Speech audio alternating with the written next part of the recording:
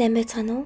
Энэхүү бичлэгээрээ ярих юм бол 2018 онд гарсан Ito Junji зохиолчийн сэтгэл зүйн аимшиг гаж төрлийн 12 ангитай Junji Ito коллекшн юм.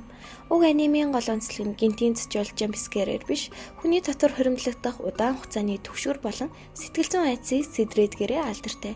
Ингээд аним руугаа орцгоё. Аниме нь ой модон дотор хүүхэлдэйн дээр хадаа садаж буй эвгүй царайтай хүүгийн зураглалаар эхэлдэг. Хүүхэлдэйн дээр хадаа садах тоолонд хаа ч юм би алхаж яваа хин нэгний бие мод нь тусламж гуйж байгааг харуулдаг. Би яаж ийм гайхалтай мундаг хүн байдаг вэ нэ? Гайхалтай гэдэг үгч багтахаар түүнийг Соёчи гэдэг мэдээж бусдаас онцгой гажиг нэгэн. Харин өчигдөр Соёчигийн ээлжид тохирогч 3 дугаар ангийн Оя хүн гудамжийн тухайн алдан эмнэлэг твцнийг ангийн 2 охин нь ярьж байсныг сонссон Соёчи дотроо.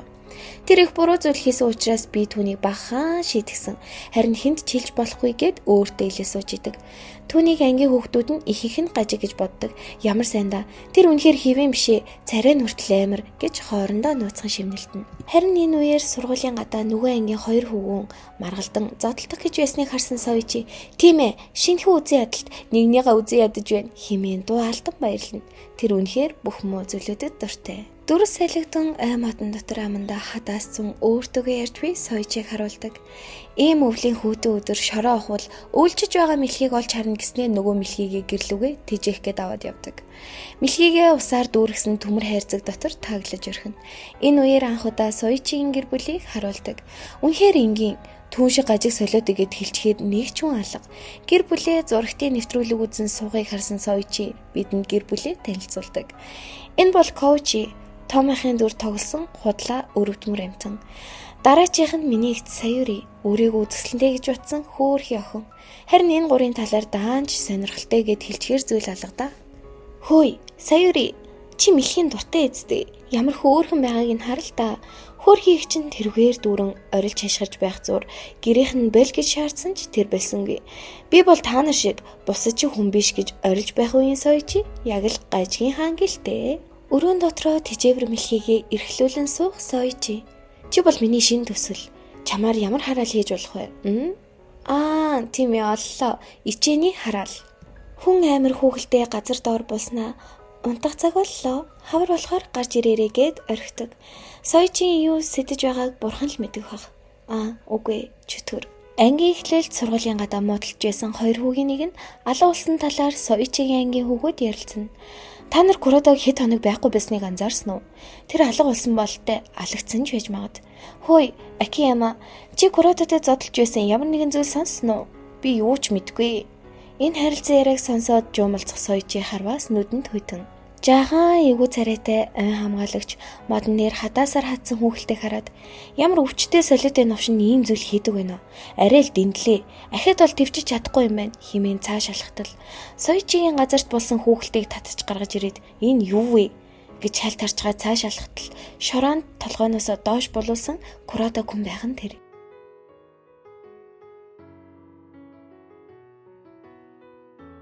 Мэдээж энэ хэрэг ангийн хүүхдүүдийн дунд яригдах нь ойлгомжтой. Хачирхалтай нь Куродо хүн зүгээр шороонд булуулад унтаж байсан гэсэн. Эмнэлэгт хэдхэн оноод л сэрсэн гэсэн. Үүнийг сонсон Соёчи юу болоод байна? Хавар шорооноос гарч ирсэн бол илүү хөвгчлөлтэй байх байсан юм гэд уйлах нь холгүй сууж байдаг. Оройн хаанаас ч юм олсон алзаараа игч Саюриг айлгаж байдаг. Энэ урт хөлийг нь хардаа. Хөөрхнүүдийг нь ч бас хар. Үүнийг мэдсэн том ах Коучи "Хөөе, Соёчи бэл" гэд уурлаад аалзыг нь зөгтөл яасан гэж Соёчигийн хацран дээр наалтахад тэр илт мэдрэхтэйгээр айчдаг. Үүнийг нь харсан ах нь "Хөөе, Саюри чи яаж дуурахыг сонссон уу? Тэр аалзнаас үнэхээр их айдаг юм бэ штэ" гэд нөгөө аалзаараа өөрийг нь айлгаад ундаг. Хичээл дээрээ суух Соёчи хүүхэлдээ гаргаж ирээд зүүгээр гиз рүү натахад хажуу ширээний хөвгүүний гиз нь базалж "Сенсей, би 0 урж болох уу" гэд 0 руу гүйдэг. Яг 0-д ороод ирэхэд гиз зүгээр болсноо. Гайхаад буцаад гарах гэтэл 0-ийн хаалга төгжидээ. Энэ үеэр Соёчи нөгөө хүүхэлтэн дээрээ тоглоомон аалз тавихад 0 байгаа хүүгийн дээрээс жинхэнэ аалз шүлсээ цацаж орхидог. Яг үндэ ариун цэврийн цаасаар биеийн бүтэн орогдчихсон ухаангүй байх үед сургуулийн удирдлагууд олдог. Харин Соёчи ангийнхаа нэг хүүгэн дээр оцсноо. "Зүгээр дээ, Кавай күнд би зүгээр хичээл заасан төдий. Кавай гэдэг нь нөгөө 0 тухаангүй байсан хүн. Би чамаас мөнгө авахгүй, илүү дутуу хараагүй. Би тийм муу залуу биш гэд гараад өхөнгөө галзуу үний өдрийн тэмдэглэл шиг зүйл ярьчихсан зогсож байдаг. Үүнийг сонсон хүү тэрүүгээр дүрэн "Сойчи, чи юу яриад байгаа юм бэ? Кавай хичээл заасан гэж юу яриад байгаа?" гэд чангаар асууад золтой Сойчиг бариад өгцөнгүү. Үүнд нь эвгүй байдалд орсон Сойчи оройн Ишизака буюу нөгөө өдрийн сургууль дээр ирсэн хүүгийн гэрээ утас руу залгаснаа. "Сайн байна уу? Ишизака мөн үү? Баяр хүргэе. Та дэлхийд даяар аялах эрх хөтсөн байна. Завтай бол яг одоо баг сургуулийн хажуугийн цэцэрлэгт хүрээлэнд яаралтай ганцаараа ирээрээ, заавал ирээрээ" гэд тасалчихдаг.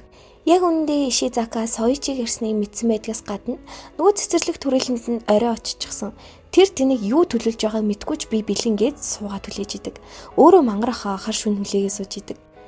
Гэтэл гэнт урдаас нь дөрвөн хүлтэй мангар өндөр юу нь мэдэгдэхгүй аалчиг зүйл ардаас нь хөөж эхэлдэг. Ойроо ороод зүгтэл нөгөө өндөр зүйл ой хамгаалагчийн тавьсан занганд орж гацах үед нь харуул мэдээж Сойчи байхын тэр "Чи мухалчаар надаас айд занг тавилаа" гэхэд Ишизака "Тэнийгээ би биш, ой өвгний тавьсан занг. Ямар ч зүгтсэн чин дээр би лав тэр өвгөнтэй таарахыг хүсгүй байна" гэд Сойчиг орхиод явдаг.